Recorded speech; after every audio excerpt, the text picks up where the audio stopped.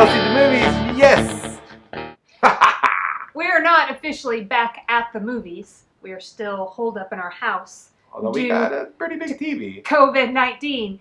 But we did recently watch a highly rated movie per Rotten Tomatoes on Netflix called Burning.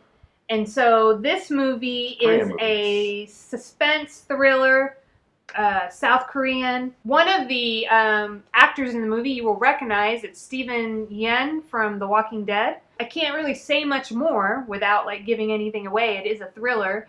Kelsey, what do you tell the people? Skip it! Okay. Yeah, so this movie for me, I think this movie is made well. It's a foreign film. You're gonna have to read everything as they subtitles. Talk, unless you know Korean. I assume it's in Korean.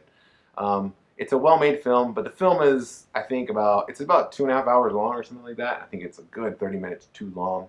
I think that just because something is done artfully doesn't mean that it's worth being, I don't think that's a good enough reason to have a movie.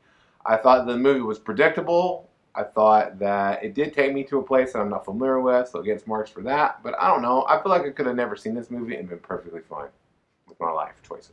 I'm also going to say skip on this movie. And I just want to point out that one of the things that I always continuously fascinated by is that human beings have different preferences and likes and dislikes. Yeah. So I have a friend who on Instagram runs the site Single Sentence Reviews for movies. So he reviews a movie in a single sentence. And he really liked this movie. That's why I consider him he used to be my friend. Okay.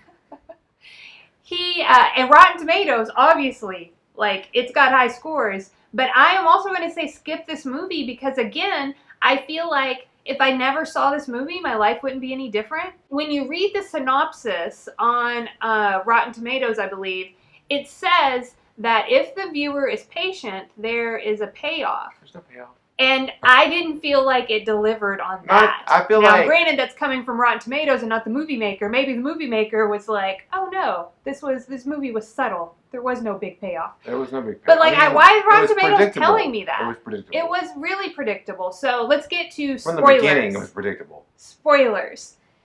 This movie, I had a hard time. The protagonist was a man who I had a hard time getting on board with. I didn't find him very likable. I didn't find him to have any kind of a personality.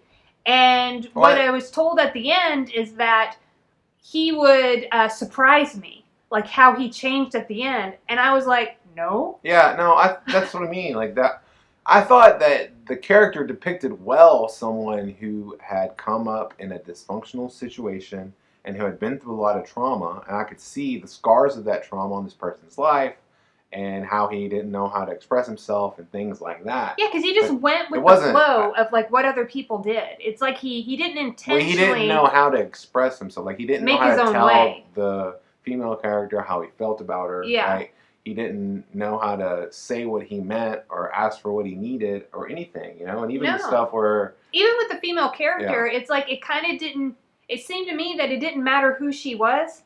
He would have been interested in anybody that gave him a second look. But yeah. When she wanted to have sex, I felt like she could have been any woman in that moment, and he would have had sex with her. I just felt like he didn't make, decisions. He just went wherever life, carried him. Okay. I mean, I'm not quite sure I agree with you. Yeah. That's my opinion. And then let's take the, what do we call him? Antagonist? I don't know how this works. The serial killer? The villain? If somebody acts like a serial killer, then don't hang out with them. The character that by the end you learn that he's a serial killer, except you don't learn it by the end. You kind of know him from the beginning. You're like, this guy seems like a serial killer. Something's off. He's completely... You don't know that he's a serial killer, but you're pretty sure he's a sociopath. Which means he could be a serial killer, yeah. And then, at the end, guess what? He is. He killed the girl, and yeah. I was we don't know that he killed the girl, but it's strongly implied. It's strongly implied. Anyway, the whole movie it's a big, long movie about people making dumb choices. Yeah. I feel I've already lived a life of dumb choices. I don't need to watch a movie of people making... Where I'm like, don't do that, dummy! Yeah, and even the protagonist at the end, he kills the guy who he finds out is a serial killer and killed his non-girlfriend, he kills him in this way that's just like, I'm just like, okay, yet again, you're just like, now, like, instead of going with the flow of other people, he's kind of just going with the flow of his passions and just does something without thinking, like, how many other girls has this guy killed? How many, like, there's information that needs to be obtained from somebody who's a serial killer. I don't know. I just felt like it was just dumb. I mean, it's not, I don't feel like this was a bad movie. I feel like this movie is an overrated movie that was made well, but that I don't understand how it's got 90-something on Rotten Tomatoes when I've seen way better movies. It makes me ask me, I'm like, what am I missing? So the story I make up is that because it's a foreign film from Korea, I think it is, there's a lot less people that watch it, and a lot less number of reviews that it gets are from the kind of people that would happen to like this movie. Right, yeah. And we've talked about that. Like, if you're the type of person that would watch this movie, then you're the type of person who would give it higher Rotten reviews. Tomatoes thing, which everybody should realize already exists. I will say that the one character in the movie that I did enjoy, but wasn't a focus of the movie, was the girl. It's just that I felt like she was overlooked by the other two men in the movie over and over again. Like, at one point, she's talking to them, and she is crying, and she said that she was in Africa, she watched the sunset, and as it disappeared over the horizon, she wanted to disappear like the sun. That's some super deep depression. And instead, the sociopath says something like, that's interesting that you cried, I've never shed any tears. And what does the other guy say?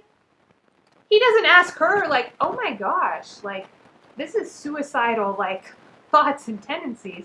He turns to the sociopath and he's like, you never cried?